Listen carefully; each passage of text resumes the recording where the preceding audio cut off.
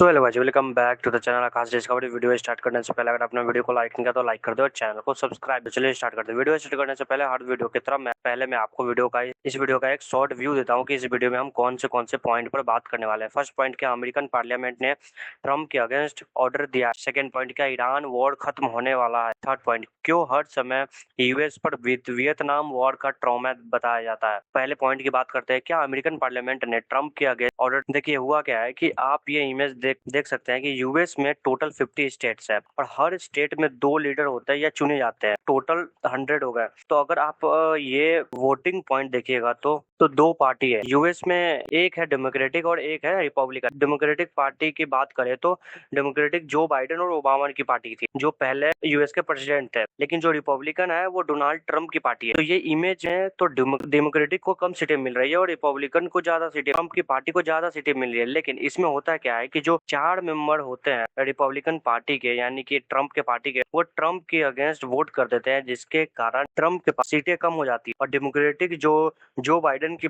और ओबामा की पार्टी थे उनको ज्यादा सीटें मिल जाती है। तो क्या ट्रंप अब पीछे हट जाए ट्रंप ईरान वॉर से? देखिए यूएस कॉन्स्टिट्यूशन ने प्रेसिडेंट को इमरजेंसी पावर दे रखी है। जैसे में अगर एक पावर की कोई कंट्री यूएस के लिए थ्रेट है और आने वाले समय में वॉर होने की संभावना, तो यूएस प्रेसिडेंट ये इमरजेंसी पावर का यूज करके उस कंट्री पर अटैक कर सकता है। लेकिन सिर्फ 60 दिनों तक वो कोई यूएस के तरफ से चालू किया गया वॉर लड़ सकता है। 60 दिनों के बाद उसको पार्लियामेंट से 2/3 मेजोरिटी लानी होगी वॉर कंटिन्यू करने के लिए। उसके बाद हम बात करते हैं सेकेंड पॉइंट की, क्या ईरान वॉर एंड होने वाला। जैसे कि अगर हम बात करें कि यूएस कॉन्स्टिट्यूशन की माने तो वॉर तो 60 दिनों में ही खत्म हो जाना चाहिए। और अब तो ट्रंप के खुद के पार्टी जो लीडर है वो ट्रंप के अगेंस्ट वोट कर रहे हैं। तो इससे तो हम ये बोल सकते हैं कि ईरान वॉर जल्दी से जल्दी खत्म हो जाना चाहिए। लेकिन आपको ये याद होगा कि ट्रंप अपने पावर का मिसयूज करते हैं सभी कंट्री पर, जैसे कि सभी कंट्री पर उन्होंने पहले टैरिफ लगा दिया था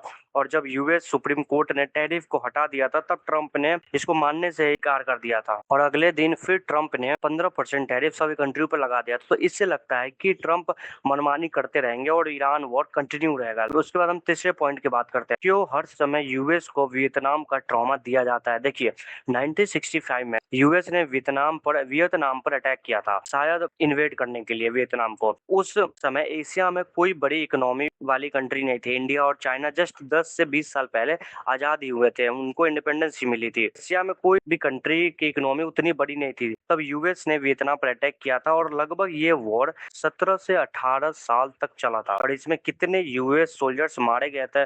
फिर भी यूएस को वियतनाम से भागना पड़ा था और यूएस वियतनाम को इन्वेड नहीं कर पाया था। तो पूरी यूएस के लोग को लगता है कि ईरान वॉर वियतनाम जैसा ही हो ना जाए, क्योंकि ईरान ने अभी तक तो अच्छा मुकाबला किया है यूएस का और अभी तो यूएस बैकफुट पर दिखता जा रहा है। लेकिन ये वॉर खत्म होना चाहिए, क्योंकि इस वॉर से बहुत नुकसान झेलना पड़ रहा है सभी कंट्री के इकोनॉमी को, खासकर एशियन कंट्री के इकोनॉमी को। आपको क्या लगता है, ट्रंप यूएस पार्लियामेंट के ऑर्डर को फॉलो करेंगे या फिर वॉर कंटिन्यू रहेगा और अपना पावर का मिसयूज करेंगे? कमेंट कीजिए। और जियोपॉलिटिकल न्यूज या नई वीडियो निकलती है तो हम आपको बताते रहेंगे। तो हम इस वीडियो को यहाँ पे एंड करते हैं। Thank you for watching.